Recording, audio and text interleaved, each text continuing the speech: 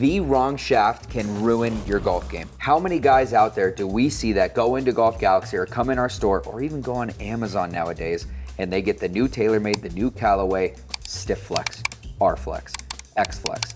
They don't know what flex what shaft they're even buying. They're just picking it solely on flex. That is a huge mistake. Today we're gonna break down the key components of a fitting shaft. We're talking weight, we're talking flex, we're talking kick point, and we're here to explain what all of those things are.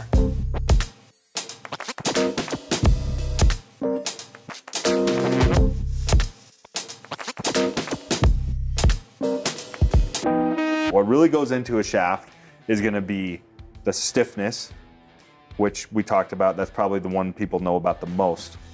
But there's usually also a little number by the shaft. So this is a 4. So this is a 40 gram shaft. So that's a lightweight shaft. So the weight of the shaft is also important. Very.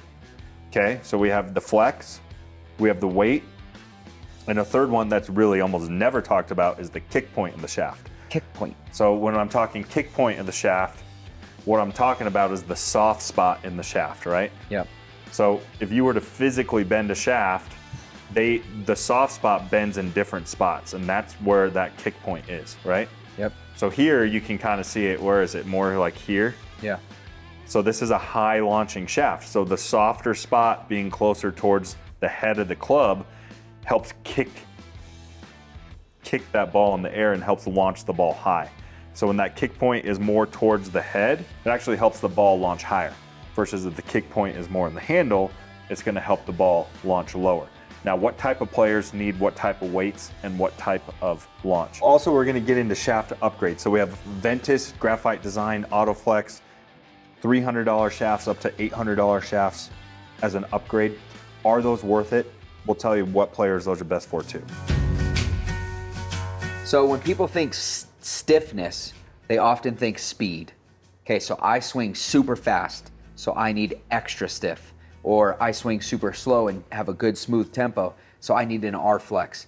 All of that varies so much depending on, one, your speed, but then two, how you swing your club. So there's guys that are way over the top, there's guys that are super shallow. That is all gonna play into what flex you need. Usually younger guys that are swinging fast, especially if you're new to golf, you probably need something at least stiff flex. If you're a baseball player, a hockey player, most of those guys need stiff flex because they have a natural swing and it's fast. Yeah, and we go off of a basic speed chart. There's no, exact like rule, right? Yeah. But typically if you're, between 90-ish and 100-ish miles per hour with a driver, you're probably in that stiff flex. Yeah. Ish. And then if you're, 103, 104 plus in your speed, you're probably in an extra stiff. Yep. And if you're under 95, then you're probably in an R Flex. Yeah. Then if you're under 85 or, between 85 and 90, you could probably be in an R2, which is gonna be, what am I doing here? You had a lot. I was watching it. Your hands were going. You're probably more in a senior flex. Now the biggest mistake that I see people make when it comes to flex is their ego is in the way. Their ego will not move. Yes. You got some of these guys that we are got young players thinking they need to be playing extra stiff. Or TX.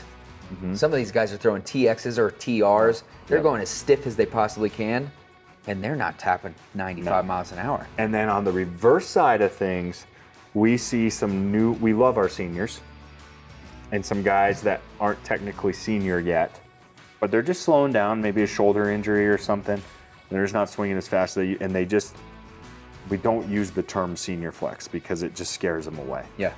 So we say R2, not R2D2, but R2 is technically a senior flex, but we don't call it senior flex. No. That's for our more seasoned players. Take your ego away. If you're getting older and you know your swing speed is slowing down, be okay with getting in the right shaft because it's gonna actually add distance to you. You're gonna have more fun and you're gonna keep up with the young guys. The easiest way to figure out somebody's flex is gonna be their speed. Yes. So I'm gonna sticker their current gamer, watch them swing, check their speeds, and based on their speed, that's gonna tell me, okay, we need this flex. Let's grab a driver, a regular driver, just something off the shelf, swing it, and let's figure out what flex we should be in categorically. So we have you in the bay, you're gonna hit a shot, we're gonna get your speeds, and you're gonna tell me, based on your speed that you see on the screen, what flex you'd go into. Yep, so the first thing I'm gonna do is put a sticker on their current driver, and then I'm just gonna have them swing. I'm gonna check their speed out, and then that will give me a good starting point. And at this point in a fitting, they'd already be warm. You'd already have given them 10 to 15, 20 minutes, whatever they need to get loose and warm. Yep. So you know that swing is good. Yep, so for example, here's mine. Now that was not warm. First thing I'm checking is their club head speed, all right? Now this is, again, just giving me a starting point. Now at 105, I'm starting to flirt with an extra stiff. Yeah. So I'm between a stiff and an X stiff. Now this comes down to feel. When they're right on the edge, it comes down to feel. So that tells me a good starting point on stiffness, where to start. So I know that I could be either in a stiff or an extra stiff. Definitely not gonna mess with a regular shaft at 105 speed. Now I'm gonna focus on weight. Okay. So there's a lot of tweeners, like me, I'm a tweener.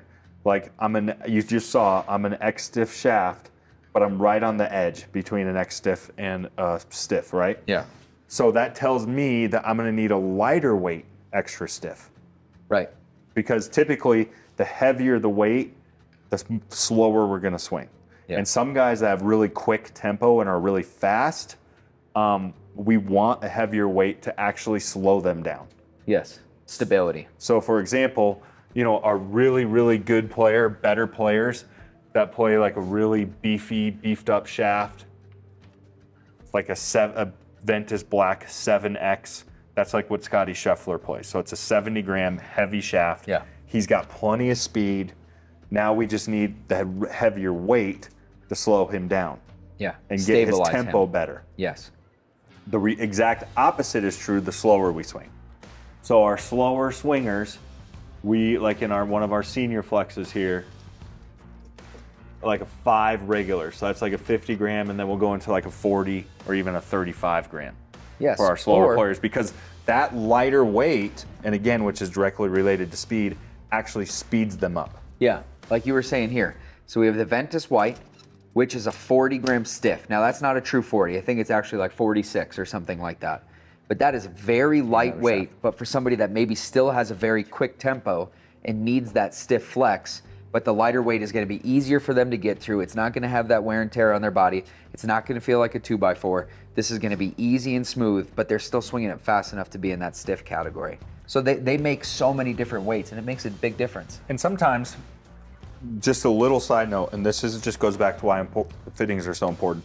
Sometimes a heavier shaft, we'll put guys in heavier shafts, not based on their swing, but that heavier weight can actually keep them from coming over the top so much. Helps them dip a So little bit. it can actually shallow them out a little. Yeah.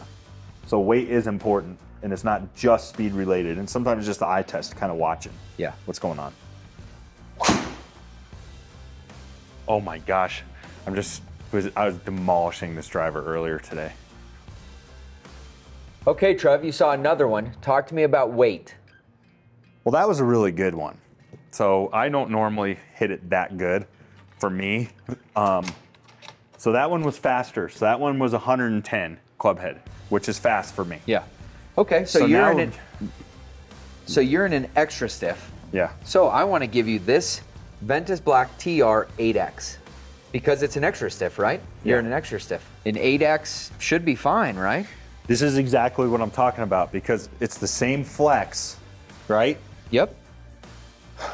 So that one was like as good as I can hit. I was in the perfect shaft for me. 110 miles an hour, 153 ball speed, 2,300 RPMs a spin. That's exactly the numbers I'm looking for. So when we say it's the same flex, it is the same letter on the shaft. But this shaft is totally different. 20 grams heavier. It's totally different than the shaft he was just hitting. This is why weight is important, because let's see if this heavier flex slows me down at all. Yeah, I can feel how heavy it is. Felt a lot heavier. And it was terrible ball flight. And I tried to not take anything off of it. Yeah. At all. And lost 6 miles an hour of speed. And control. Everything changed. the weight totally changed the shaft. Now, there's other things about the shaft that I personally hate. Great shaft, it just doesn't suit me. Doesn't suit my game. So, too heavy. So for me, I'm a faster swinger where I'm swinging extra stiff, but I don't need, these guys that are swinging 120, 115 miles an hour, they actually benefit from a heavier shaft like this because it helps their tempo, helps control them, and honestly, that's when they start to not really need to be slowed down, but just need to be more controlled. For me, you saw at that 105 to 110, I benefit from a lighter weight, extra stiff. So that's where weight becomes important too. So you're an extra stiff and 80 grams was too heavy. Yeah. So I found another shaft, didn't pay attention to kick point, what the characteristics are Adderall. Okay. Adderall. Didn't pay attention to what the Why kick is point. Adderall on your mind? I don't know. Didn't pay attention to kick point or any of that. But let's see, it's a 6X.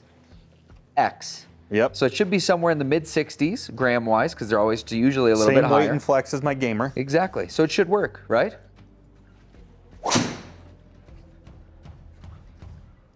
No, just way off the heel. Of course, that was, not a great swing, but I can feel it just not It's just timing. lagged. And that's where that kick point comes into play. Sometimes it's just an eye test thing where I can actually I can see it where I can see a player, once I get them in the right shaft, they start centering, finding the middle of the club face more. Okay, so we know now at this point you like a 60 gram extra stiff. Yeah. That's your weight, that's where it flows nice. But you're launching it really low or you're launching it really high. So that next step, kick point, the ball flight, talk to me about that. How do you categorize that? Yeah, and so ball flight, we control spin a lot within the driver head themselves, but our shafts can affect spin as well. So the kick point, I'm really looking at not just ball flight, but I'm monitoring their spin rates too. You with me? Yep, for sure. So typically, anytime you see something red, this is like a nice little insider tip. Usually anything red, now this is not a blanket rule because it is different per brand, but usually red shafts are high launching. Yes. So typically, again, slower swing speed guys usually need help getting the ball in the air. Now there is a sweet spot where we don't want it launching too high, where it's ballooning on us and it actually causes us to lose distance. And if it's too low, it can't stay in the air long enough to lose distance. Yeah, and that is a blanket statement. So that's not true for everybody. We know Micah Morris, who's a big YouTuber. Everybody knows who Micah Morris is. He swings extremely fast, and like just as fast as Rory McIlroy. And for a long time, he gamed the Ventus Red, which is the high launch. So that's just what worked for his swing. Now they got him out of that. He's worked himself into a normal launch for his speed. But sometimes don't think just because I'm a really good golfer, I don't need to play the red. It all depends on what works for you.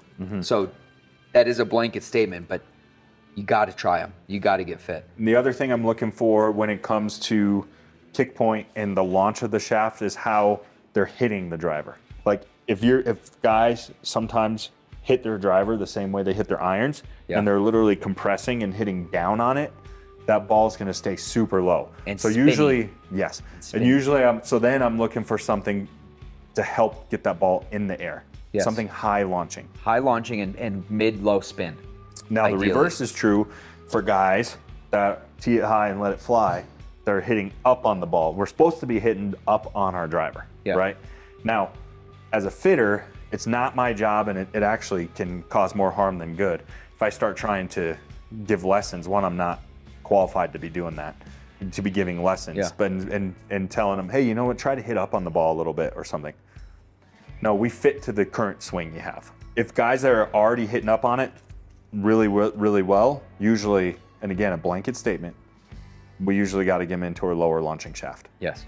Typically, the faster and better players need a heavier, stiffer, lower launching shaft. Yeah. Because they don't want to lose the ball to the elements. Yep. Whether that's the air thickness, whether that's the wind. They want that 13 to 15 launch angle. And if you're going higher than that, you're just opening up a can of worms for it to balloon, to lose it with spin. You just need to be optimized in your launch. which is why kick point is so important. So all three of these have had the exact same club head on it. So now let me go back to my gamer, right? Yep. Now this is fully dialed. Weight, kick point, flex, all of it. Suited perfectly to me.